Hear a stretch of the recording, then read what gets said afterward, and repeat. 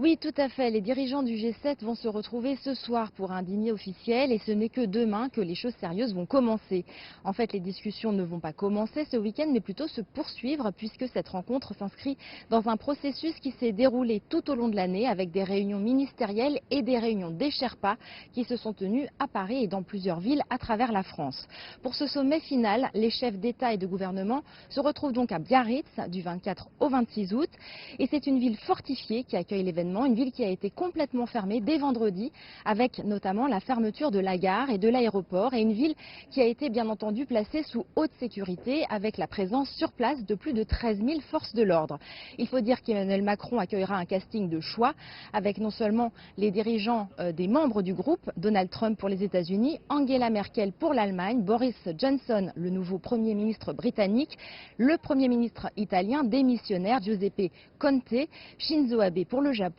et Justin Trudeau pour le Canada, mais aussi ceux de plusieurs pays invités comme le Chili, l'Australie, l'Inde, l'Afrique du Sud et 4 autres pays d'Afrique, le Burkina Faso, l'Égypte, le Sénégal et le Rwanda pour cette 45e édition du G7 dont le thème est celui de la lutte contre les inégalités. Il faut dire aussi que la sécurité a été renforcée pour faire face aux risques de débordement comme cela s'est déjà vu lors de précédents sommets du groupe. Un contre-sommet a d'ailleurs déjà commencé plus tôt dans la semaine dans des villes proches de Biarritz et plusieurs points de contestation sont prévus tout au long de l'événement. Après une année marquée par les mobilisations de Gilets jaunes, les autorités françaises sont particulièrement sur leur garde.